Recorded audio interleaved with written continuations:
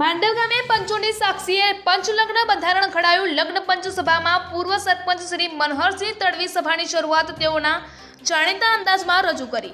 દાહોદ ધાનપુર તાલુકામાં માંડવ ગામે ભીલ સમાજ પંચલગ્ન બંધારણ સમાજમાં લગ્નમાં થતા ખોટા ખર્ચા કરવા નહીં, દીકરીનું દહેજ સમાજમાં લેવું નહીં, દહેજ લેવાતા દીકરી દેવાના ઊંડા ખાડામાં ડૂબી જાય છે તે આપણે આંખે નજરે જોઈએ છીએ। ત્યારે લગ્નમાં લાખોના દહેજ પર પ્રતિબંધ મૂકવા માટે આજે સવારે 10 વાગે ભીલ સમાજ પંચના ગામના ભાઈઓ તથા બહેનો મોટી સંખ્યામાં ઉપસ્થિત રહ્યા। સભાની શરૂઆત જય આદિવાસી જય જોહાર જય શ્રી રામ નામથી સભાની શરૂઆત કરવામાં આવી હતી। આજની સભામાં આપણા ગામમાં ભીલ સમાજ પંચ લગ્ન બંધારણમાં દીકરી કે દીકરાના લગ્નમાં 51,000થી વધુ ખર્ચ પેટે લેવાનું નહીં, ડીજે દારૂ પડીકી બીડી ગુટકા ઠંડા પીણા સંપૂર્ણપણે બંધ, લગ્નમાં ખોટા વ્યસનો કરવા નહીં, લગ્ન પ્રસંગ જાનમાં પરુણામાં 10 થી 12 લોકોને જ જવું, તેમ આજની સભામાં સર્વસંમતિથી ભીલ સમાજ પંચલગ્ન માંડવ ગામે બંધારણ ઘડી કાઢવામાં આવ્યું। માંડવ ગામે એક જ ચાલે લગ્ન પંચ બંધારણ। જો આ ગામના બંધારણનો અમલ નહીં કરવામાં આવે તો તે વ્યક્તિ સામે કાયદેસરનો દંડ અથવા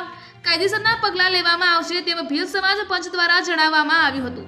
આજની સભામાં સર્વસંમતિથી લગ્ન પંચ બંધારણ ઘડવામાં આવ્યું। અંતે તમામ આગેવાનોએ લગ્ન પંચ બંધારણના સોગંદ બાબા ધણી દેવના ખાધા। બધાએ હાથ ઊંચા કરીને આપણા ધાનપુર તાલુકામાં એક જ ચાલે ભીલ સમાજ પંચલગ્ન બંધારણ ગામે ગામ તે આજની સભામાં સર્વસંમતિથી ઠરાવ પસાર કરવામાં આવ્યો અને લગ્ન પંચ બંધારણની રૂપરેખા ઘડી કાઢવામાં આવી।